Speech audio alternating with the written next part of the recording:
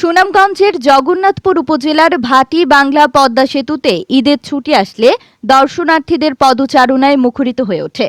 এ সময় কিছু মোটরসাইকেল চালকেরা বেপরোয়াভাবে গাড়ি চালায়, পাশাপাশি সেতুর উপরে গাড়িগুলো দাঁড় করিয়ে রাখে। এতে করে বড় ধরনের দুর্ঘটনার আশঙ্কা দেখা দিয়েছে।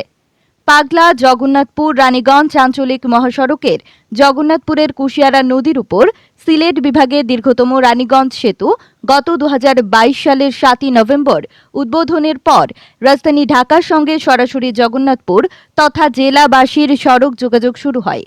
দীর্ঘতম এ সেতু দেখতে প্রতিদিন ভিড় করছেন জনসাধারণ। বিশেষ করে পবিত্র ঈদ উল ফিতর, ঈদ উল আজহা সহ বিভিন্ন ছুটির দিনে হাজার হাজার দর্শনার্থীদের ঢল নামে ওই সেতুতে। তবে এ সময় কিছু মোটরসাইকেল চালকগণ বেপরোয়াভাবে গাড়ি চালিয়ে দুর্ঘটনা সৃষ্টি করছেন। পাশাপাশি সেতুর উপরে গাড়ি দাঁড় করিয়ে রাখায় যানজট লেগে চরম ভোগান্তির শিকার হচ্ছেন যাত্রীরা।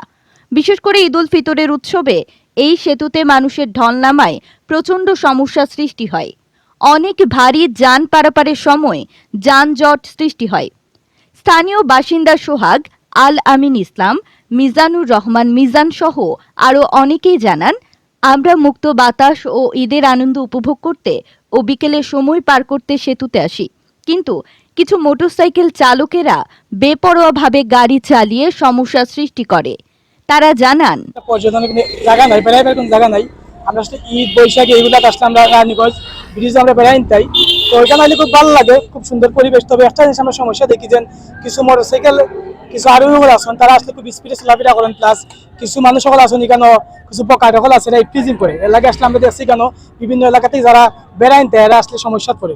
তাই মনে করলাম আমরা যে এলাকার যারা আছে আশেপাশে যারা আছে এরা চেষ্টা করে এটা প্রতিবাদ হয়, কিন্তু এটা আসলে তেমন একটা প্রতিবাদ হয় না। তো প্রশাসনে যদি এটার দিকে একটু সুনজর দেওয়া হয়।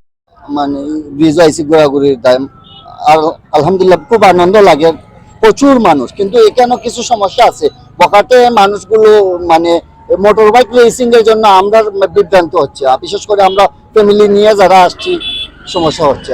আমরা হবিগঞ্জ থেকে আইছি, রানীগঞ্জ ব্রিজও আসলে খুব সুন্দর লাগে। ঈদের দ্বিতীয় দিন রানীগঞ্জ একটা পর্যটন এলাকা হয়ে গেছে, আপনারা সবাই আসবেন। রানীগঞ্জ ব্রিজও খুব সুন্দর, ভালো লাগে।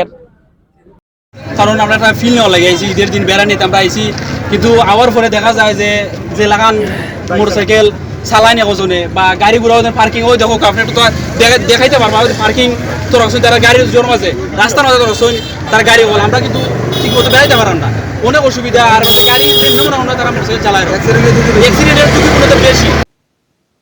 এ বিষয়ে জগন্নাথপুর থানার অফিসার ইনচার্জ মোহাম্মদ আমিনুল ইসলাম জানান, ঈদের দিনে রানীগঞ্জ সেতুতে জনসমাগম হয়, যাতে কোনো সমস্যা না হয় আমাদের পুলিশ সদস্যরা সব সময় কাজ করে যাচ্ছেন। তিনি জানান, আমাদের পক্ষ থেকে নিরাপত্তা ব্যবস্থা আছে। আমাদের যে ব্যাপারা যে মোটরসাইকেল চালায় আমাদের চেকপোস্ট আছে, আমাদের পুলিশ তৎপরতা আছে। এই কারণে ইনশাল্লাহ এই বছর কিছু হয় না এখন পর্যন্ত। আমাদের অফিসার আছে, আমাদের মোবাইল টিম আছে, আমাদের মোবাইল টিমগুলি কাজ করে। এর উপরে তো আর চেকপোস্ট নেই।